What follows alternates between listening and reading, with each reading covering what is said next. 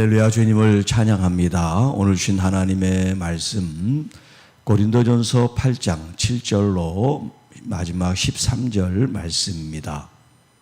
형제를 실족하게 하지 마라 라는 제목으로 함께 말씀을 나누겠습니다.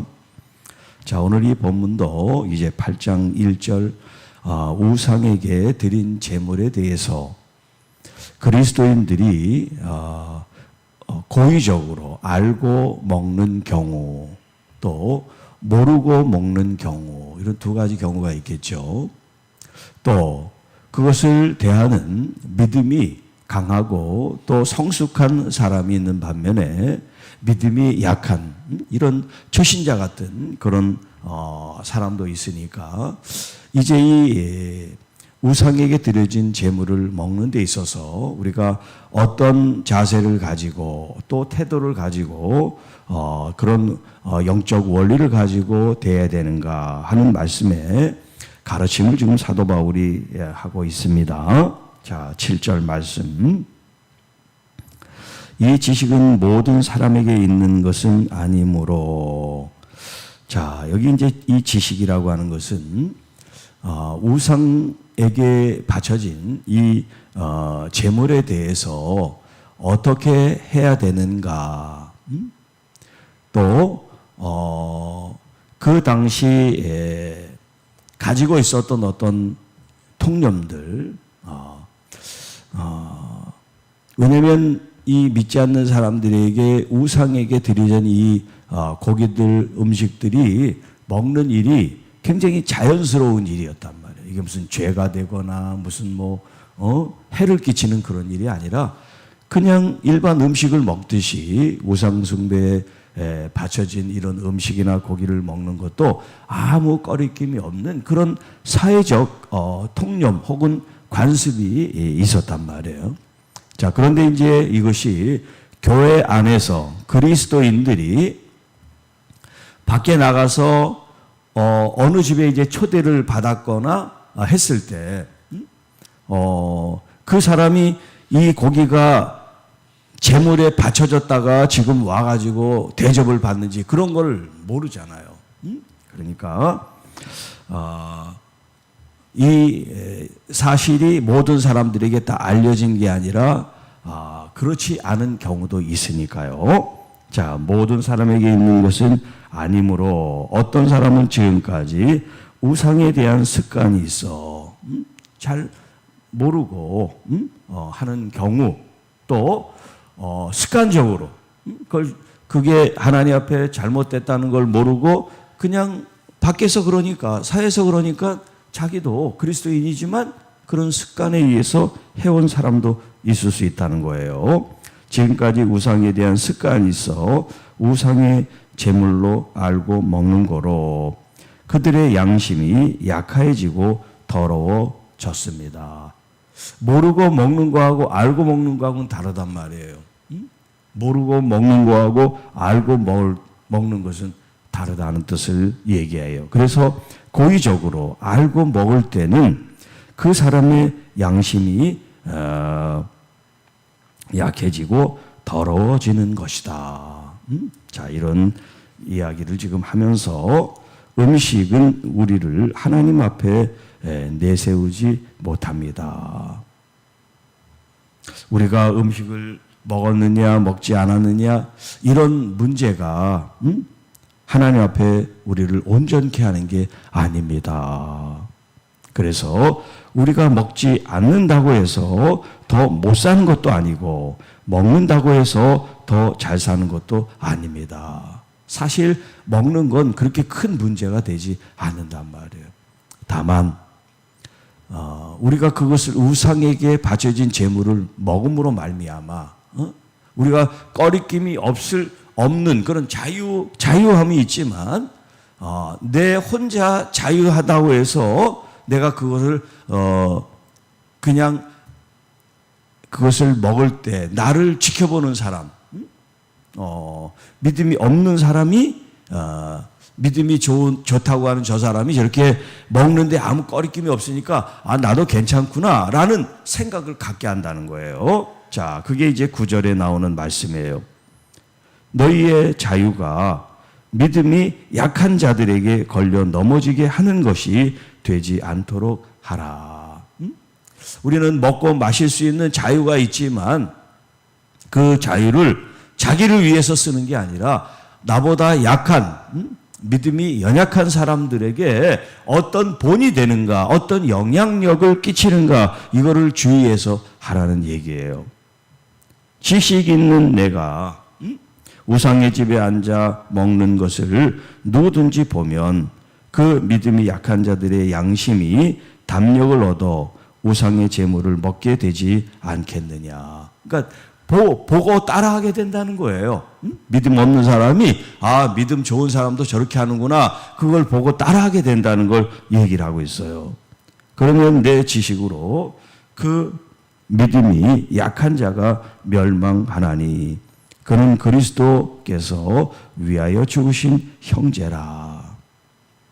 이와 같이 너희가 형제에게 죄를 지어 그 약한 양심을 상하게 하는 것이 곧 그리스도께 죄를 짓는 것이니라.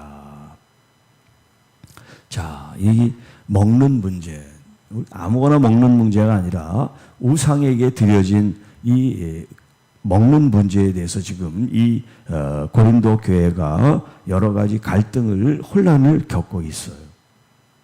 어떤 사람은 먹어도 된다고 그러고 어떤 사람은 먹으면 안 된다고 그러고 이런 여러 가지 통일되지 않은 지식으로 말미암아 서로 이렇게 어려움을 당하고 있는데 이 부분에 대해서 사도 바울이 지금 정리를 하고 있어요. 사실 우상에게 드려진 제물은 아무것도 아니다. 더 중요한 것은 우리의 믿음과 하나님과의 관계다. 그럼에도 불구하고 우리가 이것을 먹고 또 먹지 않는 데 있어서 내가 할 수 있는 자유, 거기에 기준이 있는 것이 아니라 내가 이것을 통해서 하나님께 영광을 돌리는가, 그것을 생각하라는 거죠. 또 내가 이런 행동을 했을 때 나를 보는 그리스도인들, 내 형제 자매들 같은 교우들이 나를 봤을 때 이게 정말 선한 영향력을 끼치고 있는가, 그것을 생각하라는 거예요. 앞서가는 자, 성숙한 자, 믿음으로 강한 사람은 다른 연약한 사람, 이런 사람들을 세우고 이끌 수 있는 그런 책임이 있다는 거예요. 먼저 됐으니까, 앞서갔으니까 연약한 사람들을 책임지고 하나님의 말씀으로 함께 세워지는 거, 이게 바로 성도들이 해야 될 도리라는 거죠. 그런데 우상에게 바쳐진 그런 고기를 다른 사람 집에서 그냥 자유롭게 아무 꺼리낌이 없이 먹는 그런 행위가 믿음 없는 사람, 믿음이 약한 사람들이 볼 때 그걸 본받게 됨으로 말미암아 그 사람들이 그리스도 안에서 죄를 범하게 하는 일이 된다. 그래서 결국 그것이 실족하게 되는 일이기 때문에 형제들을 실족하지 않게 하라는 말씀이에요. 그래서 사도 바울은 그러므로 만일 음식이 내 형제를 실족하게 한다면 나는 영원히 고기를 먹지 아니하여 내 형제를 실족하지 않게 하리라. 내가 먹을 수 있는 자유가 있지만 이 자유보다 더 중요한 것은 다른 내 이웃을 내 몸과 같이 사랑하라. 서로 사랑하라는 주님의 말씀처럼 그리스도 안에 있는 내 형제가 실족하고 죄를 범하는 그 일을 내가 보여줌으로 말미암아 했다면 나는 평생 영원토록 그 고기를 먹지 않겠다. 이런 표현을 쓰고 있어요. 이제 실족한다라고 하는 이 말씀에 대해서 우리가 지난 시간 마태복음 강의할 때 잠깐 나왔습니다만 이번 주일 제가 좀 더 자세하게 여러분들에게 말씀을 드리겠어요. 이 실족하는 거에 대해서 여기 오늘 본문에서도 형제를 실족하게 하지 말아라.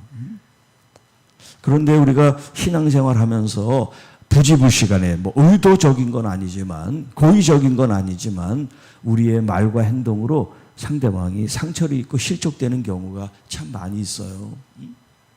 목회자인 저 자신도 뭐 예가 아니죠. 그러니까 참 우리가 항상 조심하고 말을 조심하고 행동을 조심하고 할 그런